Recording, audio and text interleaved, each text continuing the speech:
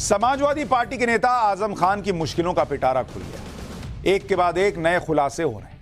अब नया खुलासा यह हुआ है कि जौहर यूनिवर्सिटी को विदेशी फंडिंग कोड वर्ड से मिलती थी। इन कोड वर्ड्स का राज अब आयकर विभाग के अधिकारी धीरे धीरे खोल रहे हैं। इसके अलावा बॉलीवुड स्टार और जौहर यूनिवर्सिटी के कनेक्शन के बारे में भी ईडी जांच कर रही है। आरोप यह भी है, या जो भी आरोप है उनके बारे में आपको बताऊंगा कि आजम खान के अलावा दूसरा कौन समाजवादी पार्टी का नेता है जो आयकर विभाग के घेरे में आ रहा है। लेकिन आजम खान पर जो सबसे नया खुलासा हुआ है वो उन कोडवर्ड्स को लेकर है जिनके सहारे विदेशी फंडिंग लेने का आरोप है। आयकर विभाग के सूत्रों के मुताबिक जौहर यूनिवर्सिटी और ट्रस्ट से जुड़े लोगों से पूछताछ के दौरान आयकर विभाग को कुछ दस्तावेज मिले जिनमें कोडवर्ड और अमाउंट लिखा हुआ था। जैसे लिखा है गस 7,42,000 रुपए। अहमद कहा जा रहा है, यह भी कोडवर्ड है। अहमद का मतलब 50 लाख रुपए। जैदी इसका मतलब है 1,20,00,000 रुपए। सैम इसका मतलब है 75 लाख रुपए। भाईजान का मतलब है 64 लाख रुपए और चाचू का मतलब है 1.5 करोड़ रुपए। आयकर विभाग को इस तरह के और भी कोड मिले हैं जिनके आगे अमाउंट लिखा हुआ है। आयकर विभाग अब जांच कर रही है कि कोड के आगे लिखी रकम का क्या मतलब है। क्या यह विदेशी फंडिंग की रकम है? क्या जौहर यूनिवर्सिटी को यह रकम दी गई? ये कोड नेम किन लोगों के लिए रखे गए हैं? जौहर ट्रस्ट के पास यह रकम कैसे और कहां से आई? ये सारी बातें अब जो है वो ढूंढी जा रही। इन सब सवालों के जवाब आयकर विभाग की टीम तलाश कर रही है और जिसके तार आजम खान तक जा रहे हैं, क्योंकि जौहर यूनिवर्सिटी और जौहर ट्रस्ट आजम खान का ही है। दरअसल आजम खान की जौहर यूनिवर्सिटी के निर्माण और जौहर ट्रस्ट के टैक्स में हेरफेर के आरोप में आयकर विभाग यह जांच कर रहा है। आयकर विभाग के मुताबिक जौहर यूनिवर्सिटी की लागत 1,000 करोड़ रुपए हो सकती है। जौहर ट्रस्ट के पास यूनिवर्सिटी के लिए इतनी बड़ी रकम कहां से आई? आशंका है कि आजम खान ने सरकारी अधिकारियों और ठेकेदारों से वसूली की है। सीतापुर में आजम खान के करीबी अहमद जैदी के घर पर भी रेड पड़ी थी। अहमद जैदी को अरब देशों से फंडिंग की जानकारी आयकर विभाग को मिली है। अहमद जैदी के संबंध बॉलीवुड के एक अभिनेता के साथ होने की भी जानकारी मिली है। अहमद जैदी के पास से बॉलीवुड एक्टर की प्रॉपर्टी की जानकारी मिली। यह भी बताया जा रहा है कि बॉलीवुड एक्टर ने संदिग्ध लेन देन भी किया था। अब आयकर विभाग आजम खान के करीबी अहमद जैदी से बॉलीवुड एक्टर के बारे में जानकारी निकलवा रही। अभी तक एक्टर के नाम का पता नहीं चल पाया, लेकिन जल्दी ही इस मामले में कोई बड़ा खुलासा हो सकता है, कहा जा रहा है। यह वो आजम खान है जिनका कभी उत्तर प्रदेश में जलवा होता था। आजम खान के जलवे के बारे में भी आपको बताऊंगा, लेकिन पहले यह देखिए कि जौहर यूनिवर्सिटी को बनाने के लिए आजम खान ने कहां से और कैसे कैसे फंडिंग जमा की। इनकम टैक्स विभाग से जुड़े सूत्रों के मुताबिक जौहर यूनिवर्सिटी को बजट दिलाने में अधिकारियों ने भी भूमिका निभाई थी। जौहर यूनिवर्सिटी में भव्य पंडाल के लिए संस्कृत विभाग ने 12.5 करोड़ रुपए मंजूर किए। सीएनडीएस मुख्यालय से 2 करोड़ रुपए एडवांस के रूप में दिए गए।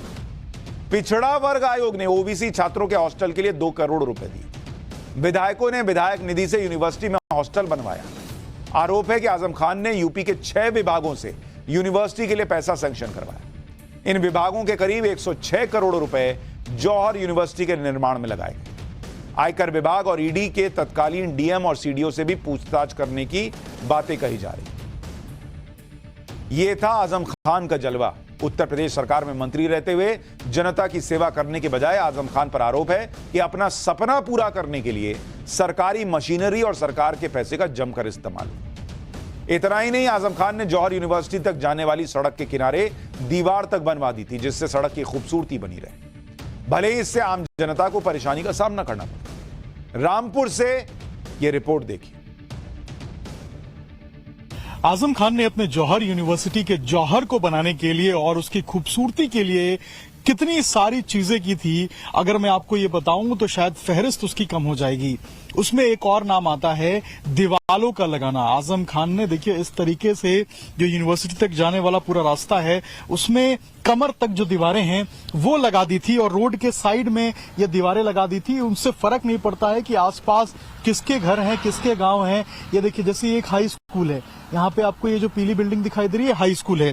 इस हाई स्कूल को देखिए आप, ये इस दीवार से छिपी हुई है। इसका मेन गेट भी अगर आप देखेंगे तो ये दीवार के पीछे है।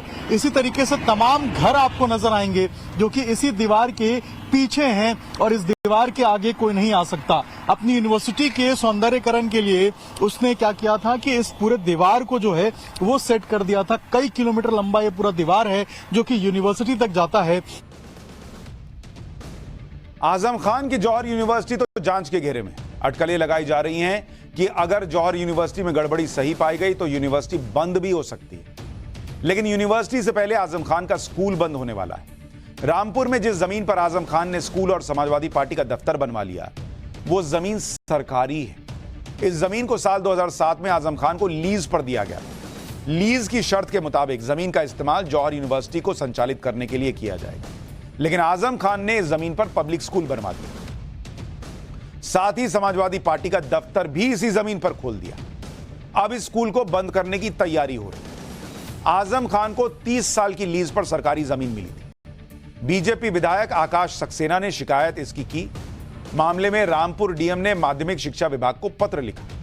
एडीएम प्रशासन की जांच रिपोर्ट में लीज की शर्तों का उल्लंघन मिला, इसलिए लीज को रद्द करने की सिफारिश की। सिफारिश को मंजूरी मिलने के बाद जमीन खाली कराई जाएगी। सोचिए, हालत यह हो गई कि आज आजम खान की यह स्थिति है। एक एक करके खुलासे होते जा रहे हैं। कभी उत्तर प्रदेश में आजम खान की तूती बोलती थी, आज स्थिति यह है कि आजम पर लगातार कार्रवाई हो रही है। कभी आयकर विभाग, कभी ईडी की जांच का सामना करना पड़ रहा है। आजम खान के रुतबे और आजम के जलवे की तस्वीरें भी कुछ आपको याद दिला देता, जिसका जिक्र कुछ देर पहले मैंने किया था। यह बात है साल 2014 की। उस समय उत्तर प्रदेश के मुख्यमंत्री थे अखिलेश यादव और आजम खान अखिलेश कैबिनेट के सबसे ताकतवर मंत्री हुआ करते थे। साल 2014 में मुलायम सिंह यादव का 75वां जन्मदिन रामपुर में सेलिब्रेट किया गया था। मुलायम सिंह के जन्मदिन की सारी तैयारी आजम खान ने की थी। रामपुर को दुल्हन की तरह सजा दिया गया था। आजम खान ने मुलायम सिंह के 75वें जन्मदिन के लिए खास तौर पर लंदन से शाही बग्घी मंगवाई थी। यह जलवा था आजम खान का। इसी बग्घी पर मुलायम सिंह और अखिलेश यादव और शिवपाल यादव के साथ आजम खान भी बैठे दिखे। विक्टोरिया बग्घी में सवार होकर मुलायम सिंह यादव, अखिलेश यादव और आजम खान ने अंबेडकर पार्क के सामने से जौहर यूनिवर्सिटी तक रोड शो किया और पूरे रास्ते जगह जगह उनका स्वागत किया। यह था आजम खान का जलवा। इतना ही नहीं, आजम खान ने मुलायम सिंह के लिए बेहद खास केक का भी इंतजाम किया था। आजम खान ने मुलायम सिंह के 75वें जन्मदिन को खास बनाने के लिए 75 फीट लंबा केक बनवाया था, कहा गया। केक बनाने के लिए लखनऊ से खास कारीगरों को रामपुर बुलाया गया था। यह केक ढेर सारी मेजों को जोड़कर उस पर रखा गया था। आप देख रहे हैं, ये जितनी चौड़ाई दिख रही है उतना 75 साल था तो 75 फीट का केक था। और यह केक ढेर सारी मेजों को जोड़कर उस पर रखा गया। मुलायम सिंह ने तलवार से केक को काटा था। जलवा था बॉस आजम खान। वो दौर ही कुछ और था।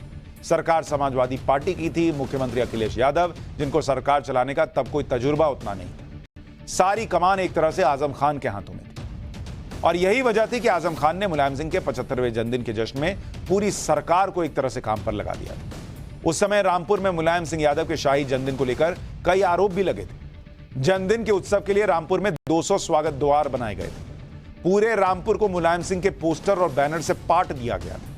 आरोप है कि 4 वीआईपी विमानों से विशेष मेहमानों को रामपुर बुलाया गया।